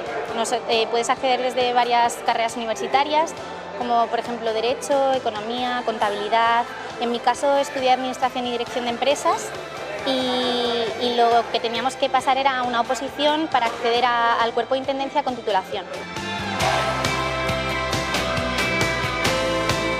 La verdad que una de las cosas que me gusta de la Armada es que puedes pertenecer a muchos sitios. Nosotros los intendentes nos encargamos principalmente de la parte, lo que es más económica, administrativa de la Armada, la parte logística y provisiones y demás, desde bases en tierra hasta directamente destinados en buques, que te vayas a misiones o buques nacionales, internacionales. De momento soy joven, no me cierro ninguna puerta y sí que me gustaría embarcar.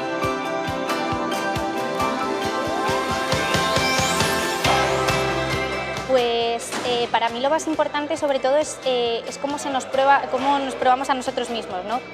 Yo creo que jamás hubiera pensado que haber superado retos como, por ejemplo, tanto físicos como psicológicos, y aquí he descubierto que al final los límites nos los ponemos nosotros y que aquí he sido capaz de cosas que creo que nunca podía haber hecho y eso es un poco lo que me ha aportado a mí la Armada.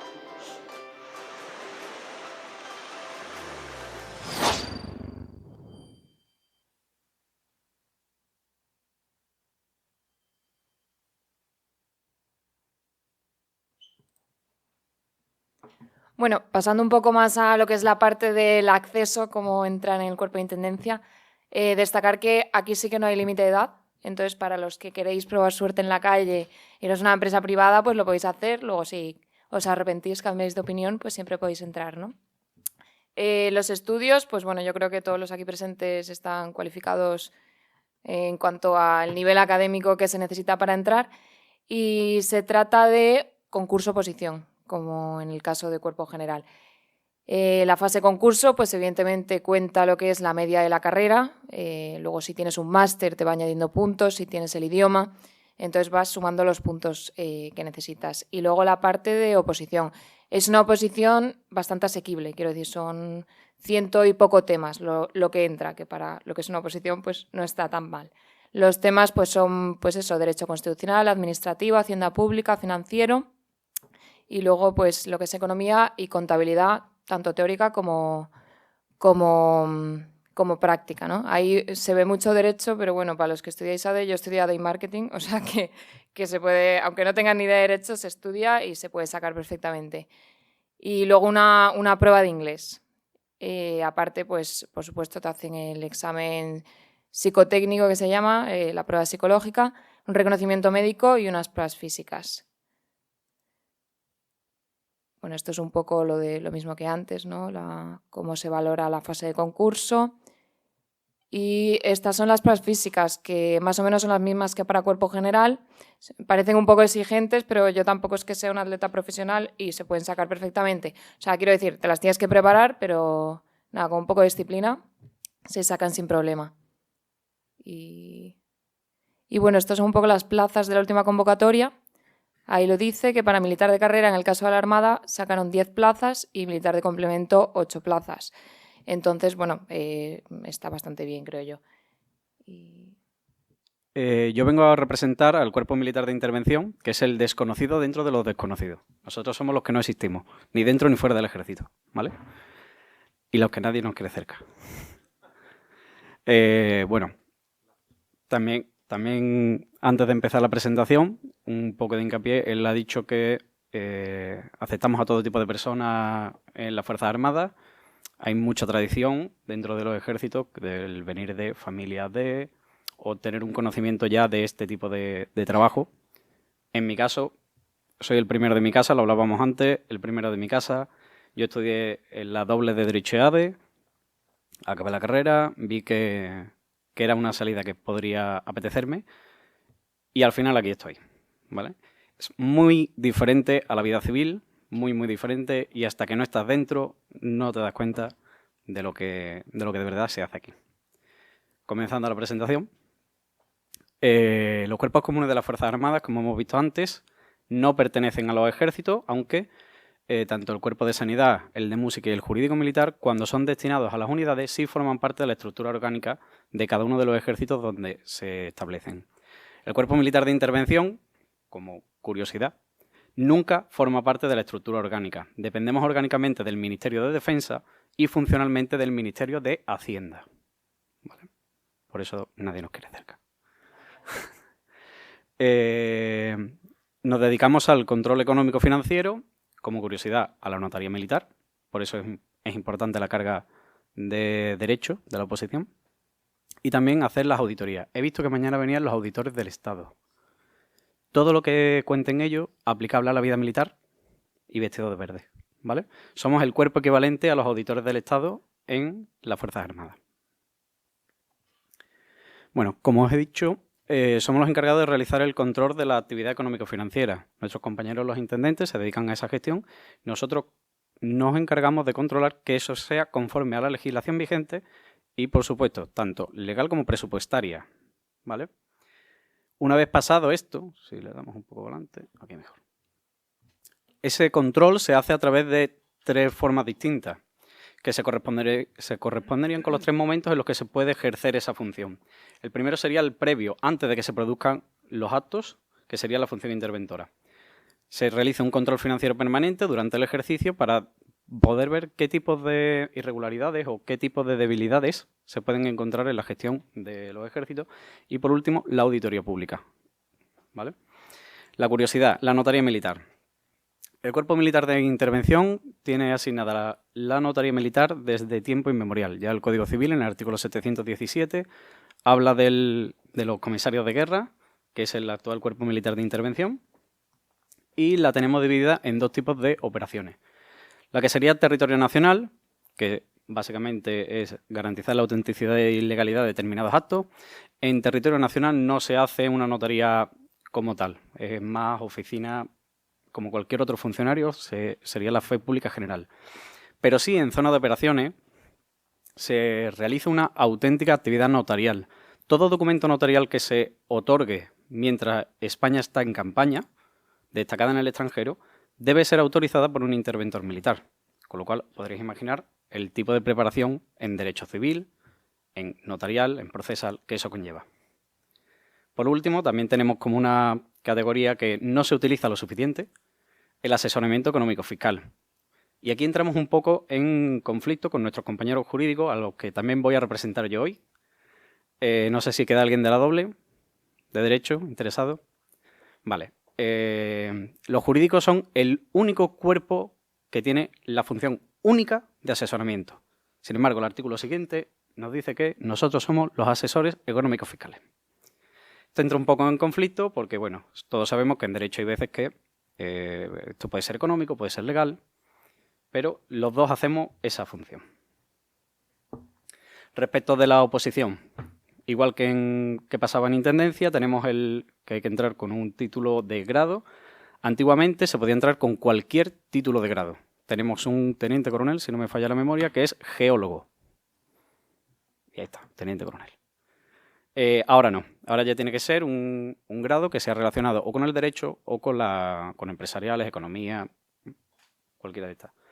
El proceso selectivo es un concurso oposición, la fase de concurso es exactamente igual que la de Intendencia y la fase de oposición son 5 exámenes repartidos en médica, física, psicológica, inglés, una prueba de conocimiento teórico escrita de 83 temas de las materias. Estos son Derecho Comunitario, Administrativo y de la Unión Europea. ¿Las tiene la siguiente? Sí. A ver, sí, puede ser. Sí, está ahí. Vale, aquí lo tenemos escrito. La primera prueba sería Hacienda Pública, Constitucional, Administrativo y Unión Europea, que es un único bloque. Derecho Civil y Derecho del Trabajo. Son 83 temas y entra uno de cada uno de esos bloques, a desarrollar en 4 horas. La segunda prueba sería la práctica de contabilidad, 15 temas prácticos de contabilidad, que eso no es ningún tipo de problema para nosotros. Y por último tenemos un examen oral de 79 temas, que sería de Economía, Administración Financiera, Derecho Civil 2 y Derecho Mercantil. Aquí es donde suele caer la gente. Vale. Bueno, las que hemos visto antes, del inglés y poco más. Las pruebas físicas son un poco más laxas que en el cuerpo general y en Intendencia.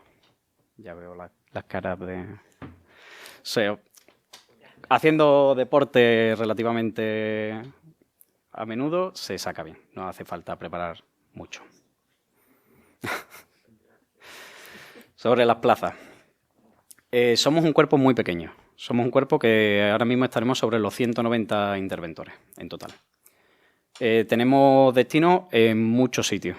Tenemos 7 territoriales más 2 comandancias generales, Ceuta y Melilla. Y en Madrid. En Madrid está el grueso de todo el cuerpo. Salen, este año último fueron 16 plazas de acceso directo y 8 en total, de promoción interna.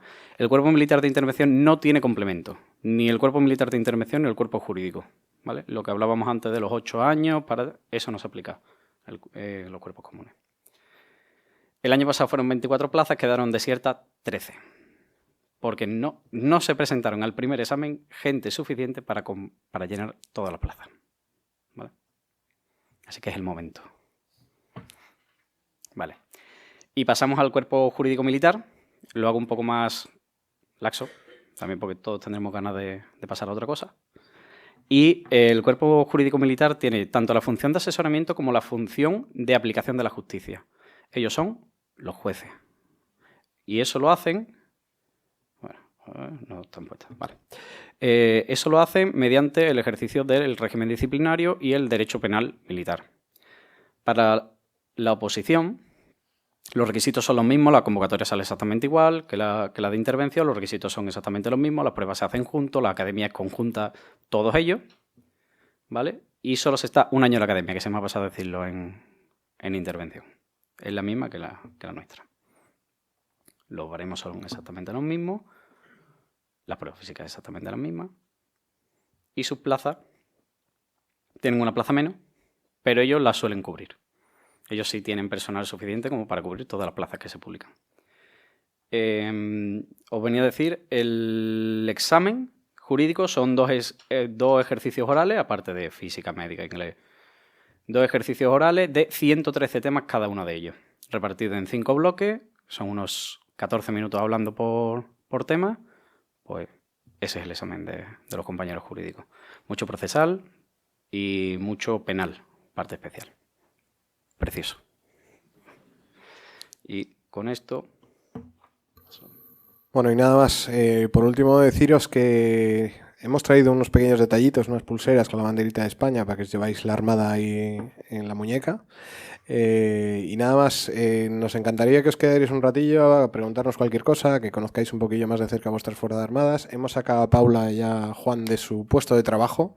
Es un privilegio tenerlos aquí para que les preguntéis cualquier cosa. O sea, Paula, por ejemplo, tiene ahora que alistar su barco para irse a Somalia en febrero y tiene mucho curro, me consta. Y Juan también tiene una montaña de papeles ahí que revisar. Así que por eso digo, cualquier cosa que necesitéis, esta es nuestra tarjeta. Tenemos una aplicación ahí que está el QR para que os metáis en la aplicación de reclutamiento por si tenéis alguna duda, que no queréis consultarnos a nosotros. Y nada más, muchísimas gracias, un placer estar aquí, un placer volver siempre que nos requiráis y nada más, muchísimas gracias.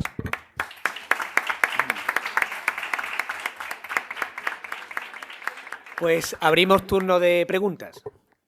Pedís levantar la mano y se os acerca el micrófono. Quería preguntar si el temario de interventor por lo civil es el mismo que por lo militar. No es el mismo, no es exactamente el mismo, es parecido. De hecho, habrá una coincidencia en un 50 y tantos, 60%. Hay que tener en cuenta que intervención, la IGAE, tiene como competencia propia la contabilidad de la Administración General del Estado, mientras que el Cuerpo Militar de Intervención tiene la Notaría Militar. La Intendencia es la que controla la contabilidad dentro de la Fuerza Armada. Con ese pequeño matiz, el temario es muy parecido hasta cierto límite. Pues a lo mejor tenemos como unos 90 temas o 90 y tantos temas. Muchas gracias.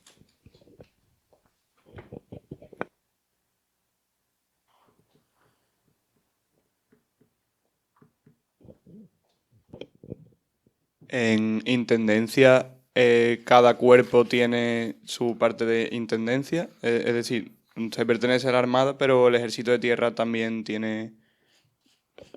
Sí, o sea, intendencia es la misma posición para todo el cuerpo, vamos, todos los cuerpos de intendencia, pero luego se diferencian las plazas en intendencia para tierra, intendencia para el Ejército del Aire y luego nosotros.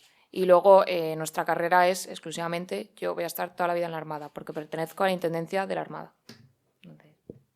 Y los destinos dentro de intendencia, por ejemplo, del Ejército de Tierra, ¿están repartidos por toda la geografía o está centralizado? Están todos repartidos. Es más, el capitán que he dicho antes es capitán del Ejército de Tierra de Intendencia. O sea que si él os puede contar mucho más que nosotros porque lo conoce de primera mano. Pero sí, están distribuidos por unidades logísticas y algunas están incluso adscritos a unidades operativas con despliegue. Pero generalmente hay 7, 8 bases del Ejército de Tierra logísticas pura y dura que se encargan de apoyar a las unidades que despliegan. En todo lo que hemos dicho de soporte económico, financiero, logístico, vestuario, munición, muy diversas, vamos, todo relacionado, como hemos dicho, con recurso económico, financiero, logístico.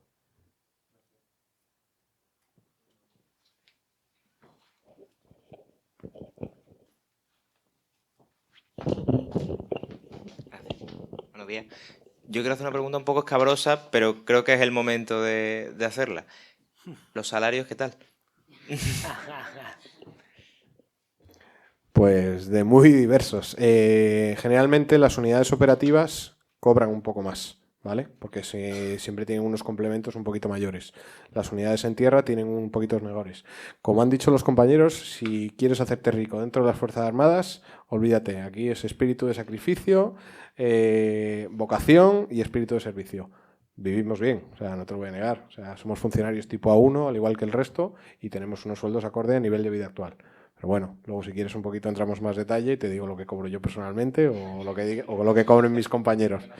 Pero sí, vamos, o sea, yo, como he dicho antes en la presentación, estoy casado, tengo 2 hijos y vivo bien. O sea, no es... pero bueno, haciendo un poquito de balance, es eso, depende de la unidad operativa. Las unidades más operativas cobran más, desplegado cobras más. De misión la remuneración igual se multiplica hasta por 2. Entonces, por eso en Somalia se cobra mucho más. Unidades de operaciones especiales cobran mucho más. Pilotos cobran mucho más por todo el riesgo que lleva tal. Comandantes de unidades, por la responsabilidad que tienen en su cargo, cobran más. Entonces, al final, todo es a base de complementos. Hay unos sueldos base y una serie de complementos. Y luego, además, tenemos unas ayudas, por ejemplo, cuando cambias de destino, hay unas ayudas de apoyo al alquiler, de apoyo a la vivienda, en sitios donde no hay vivienda militar, por ejemplo. Entonces, hay una serie de ayudas. Pero bueno, como te digo, vivimos bien. Vale. Y con respecto a eso, de cara a ir promocionando dentro del propio ejército, ¿la formación es continua? Porque ha dicho que usted está haciendo un máster ahora. ¿Esa formación es continua para seguir promocionando o se promociona sin seguir estudiando? Mira, eso se lo voy a dejar a Juan. Yo te voy a dar mi respuesta, pero quiero que también te responda él para que tengas un poco 2 opiniones. Nunca dejamos de estudiar. O sea, nunca dejamos de estudiar. Es verdad que se adapta un poco a tu edad, ¿no?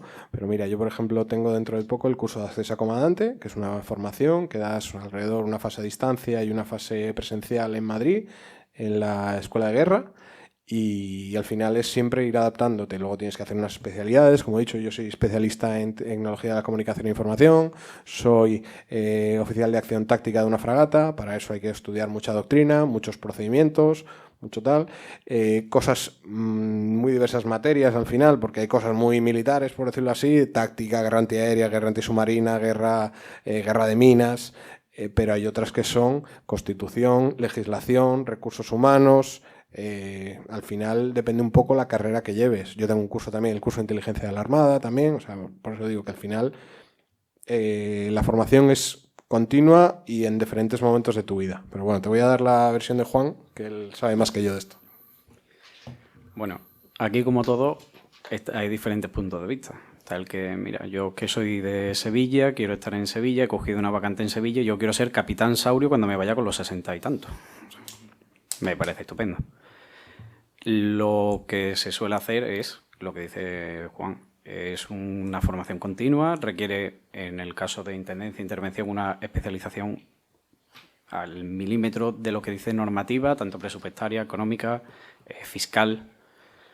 Eso requiere de muchísimo tiempo de estudio, ya no solo como estudio reglado, sino como estudio al día a día de muchísimas dudas, no me acuerdo, esto ha cambiado. Se necesita estudiar toda la vida. Desde las Fuerzas Armadas se promociona mucho también el estudio reglado, ya sea civil o militar. Cursos de especialización militar de cualquier tipo. En el caso de intervención tenemos 6 diplomas de especialización en notaría, auditoría, control presupuestario, control financiero permanente, etc.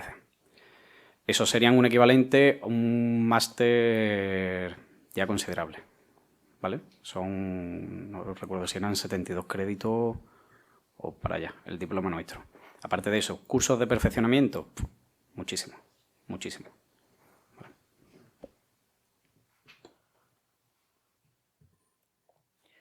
Bueno, a mí me gustaría hacer también una pregunta, os voy a llevar al tema más personal, ¿no?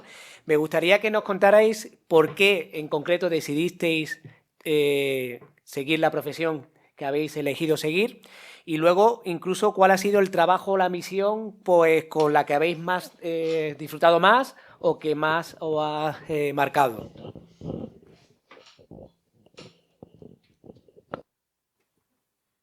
una pregunta para los 4, Emilio, no te escondas. Bueno, yo en mi caso siempre quise ser militar, o sea, me daba un poco igual, casi hasta el ejército, siempre quise ser militar, me llamaba mucho El vestir un uniforme, el desplegar, el irme a sitios, vivir aventuras.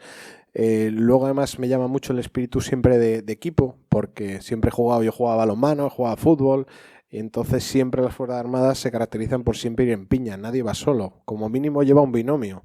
Entonces eso de ir todos juntos a un lado con espíritu de equipo me gustaba mucho. Y como misión, la que más me ha gustado, yo he estado 5 veces en Somalia, he estado muchas veces en Somalia, yo creo que en Sevilla. Entonces, con 23 años creo que hice la primera, había 10 barcos secuestrados, había ataques pirata todos los días, yo era el jefe del equipo de boarding, nos tocó coger 6 piratas, entonces yo en ese momento de mi vida, con 23 años, mandando 16 personas conmigo en un equipo de abordaje, ir a coger 6 piratas con un equipo, con un helicóptero dándome cobertura aérea, etcétera, etcétera, etcétera, pues yo me sentía el más operativo del mundo. Entonces yo tenía la sensación en ese momento, y lo digo siempre, de estar en el sitio adecuado en el momento adecuado. Me sentía muy útil, me encantaba. Pasaba sueño, pero merecía la pena. Merecía la pena porque veías la utilidad, el reflejo de la sociedad, quitabas 6 personas muy malas de circulación y ese fue un momento para mí que dije, he tomado la mejor decisión de mi vida.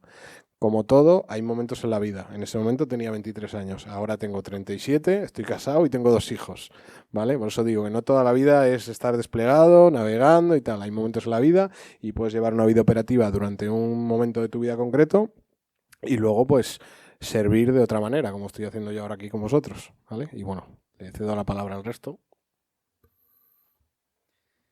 Pues en mi caso, yo tengo una historia romántica y una historia de verdad.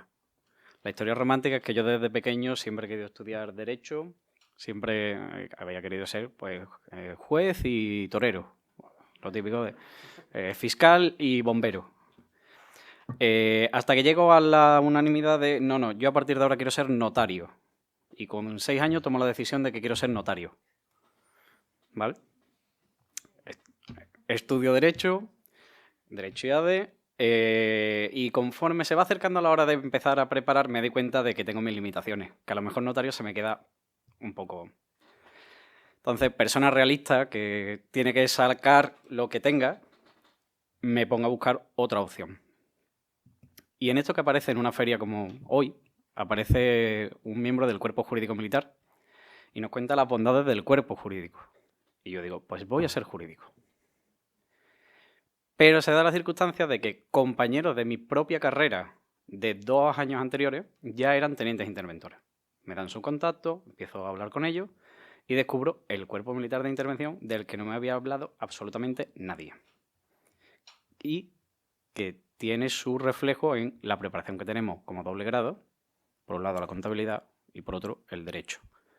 ¿Se puede hacer jurídico? Sí. ¿Estamos en igualdad de condiciones? Hablo desde la perspectiva del doble grado. ¿Se está en igualdad de condiciones con un graduado en Derecho? Sí. ¿Se puede estar incluso en desventaja con un graduado en Derecho? Según la preparación de cada uno. ¿Vale? Entonces yo decidí que este era el sitio y no me arrepiento de nada de lo que decidí en su momento.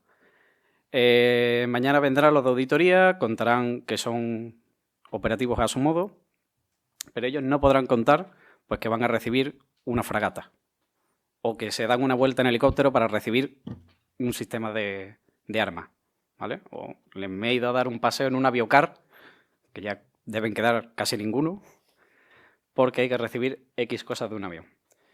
También, como momento culmen de mi carrera, yo he tenido la gran suerte de estar destinado en la Pagaduría Saharaui, en la Unidad de Asuntos Saharaui, en La Palma de Gran Canaria. Es una unidad que se dedica al pago de pensiones de antiguo personal de las Fuerzas Armadas que son pues saharauis. Viven o en Argelia, o en Marruecos, o en Mauritania, o en España, que también los hay. Entonces, teníamos como misión el ir a dar fe de vida a aquellas personas que no pueden dar una fe de vida consular, porque por circunstancias no pueden acudir a un consulado. Nos dedicábamos a ir puerta a puerta a buscar a esa gente, a lo mejor a Villacinero, Cabo Bojador, Dakhla, bueno, Villacinero, a Layún, a Esmara, a los campamentos de refugiados saharaui en Tinduf, a Nuadhibou, cualquier ciudad pequeña donde hubiera uno de los pensionistas nuestros, pues allí teníamos que ir a ver que ese hombre pues seguía vivo, estaba bien, no le hacía falta de nada, le estaba llegando todo convenientemente. Y creo que esa es de las experiencias que más me han llenado a mí en lo que llevo de carrera, mis 4 años aquí. Bueno, en mi caso, yo también desde siempre quería ser militar. Era algo raro, ¿no? Porque yo me acuerdo hace 10 años que tampoco entraban tantas chicas, ¿no? en la Armada. Igual de promoción de oficiales, pues había 1, había 2. Ahora somos un montón. Ahora igual cada promoción entran, no sé, 10 chicas por lo menos. Y nada, entonces yo siempre de pequeña, pues eso, quería ser militar. No sabía muy bien de qué cuerpo quería hacerme, porque, bueno, mi padre era de cuerpo general, entonces decía, pues igual me meto por este lado. Pero sí que es verdad que acabé el bachillerato y me apetecía irme a la universidad, me apetecía estudiar la carrera. Así que nada, hice la carrera y decidí optar al cuerpo de intendencia, porque al final me daba como la estabilidad de poder pasar mis años en tierra, pero a la vez puedo irme desplegada de misión y puedo estar en las unidades de la fuerza como tal. Entonces, pues me pareció la mejor opción y la verdad que es la mejor decisión que he tomado en mi vida y os lo digo totalmente en serio, que no me he arrepentido ningún día. Y en cuanto a experiencias así que me hayan marcado, yo llevo muy poco. O sea, realmente es mi 2.º año en este destino.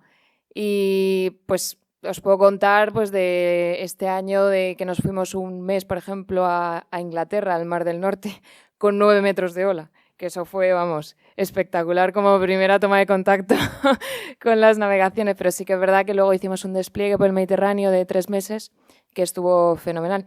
Entonces, bueno, a ver qué más me depara este destino, que al final en febrero, pues eso, nos vamos a Somalia, así que ya veremos qué tal, que seguro que muy bien. Y yo creo que me toca a mí. Muchas veces descubriréis, si no lo habéis descubierto ya, que una circunstancia en la vida puede variar el rumbo de vuestro futuro. En mi caso, mi padre se muere antes de que yo empiece a estudiar la carrera de Derecho. Nosotros somos 6 hermanos, afortunadamente tenía posibilidades. Siempre tuve vocación de servicio al Estado y seguramente si mi padre no se hubiera muerto, yo estaría ahora mismo en su exitoso despacho de abogados. Pero todo eso cambió al morir él. Y entonces yo empiezo la carrera de Derecho, porque siempre me gustó, y a mediados empiezo a plantearme qué rumbo elegiré. Me encantaba la vida internacional, por parte de mi madre son todos ingleses, y descubrí que la carrera diplomática y vivir en el extranjero era lo que me interesaba. Y aquí estoy. Respecto de alguna experiencia, la vida diplomática, como os decía, es enormemente variada. No os he hablado antes de los casos consulares, de los casos notariales, de la función notarial también que tenemos los diplomáticos. Y luego de la tarea de análisis y reflexión sobre la política exterior, porque entended que la política exterior, ¿en qué consiste? Pues en facilitarle al gobierno los instrumentos y la información y conocimiento suficiente para que cuando adopte decisiones la haga de forma informada sobre cómo mejorar, incrementar las relaciones económicas, comerciales, políticas, etcétera, etcétera. Pero es una labor más sorda de papeles, redacción de informes, telegramas. Y luego hay otras 2 vertientes de la diplomacia, la llamada política blanda, que son importantísimas. La atención a los españoles, eso es básico, y veréis que el servicio consular español es probablemente de los mejores del mundo. Y la acción cultural. Yo he tenido la suerte de ser en 2 ocasiones subdirector general de promoción exterior, cultural en el exterior, y eso me ha dado la posibilidad de tener un contacto muy íntimo y de programar actividad cultural que me ha dado muchísimas satisfacciones. Pero insisto, donde uno es consciente del trabajo que realiza y ve el resultado es en la acción consular, cuando se ayuda a españoles que están en situación desesperada, no porque pierdan sus pasaportes, sino porque mueren sus familiares, son ingresados o tienen unas situaciones desesperadas, y las hay a montones. Yo fui el ministro consejero de la Embajada de España en México, y seguramente si os contara las cosas que ahí ocurren, no podríais ni imaginarlas. Por eso, seguramente los asuntos consulares, aunque tienen menos lucidez desde el punto de vista exterior, pero esos son los que producen en el diplomático mayor satisfacción, porque ve que el resultado de su acción tiene una consecuencia inmediata. Gracias.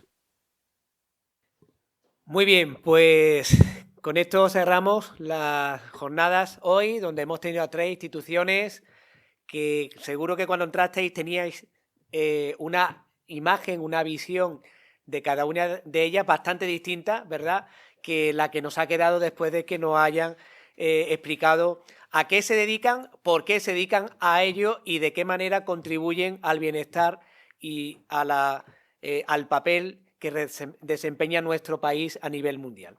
Un fuerte abrazo primero un fuerte aplauso, luego ya daremos un abrazo, perdón, aquí a los 4 ponentes, se nos marchó Bartolomé, se lo damos virtualmente y con esto cerramos la jornada.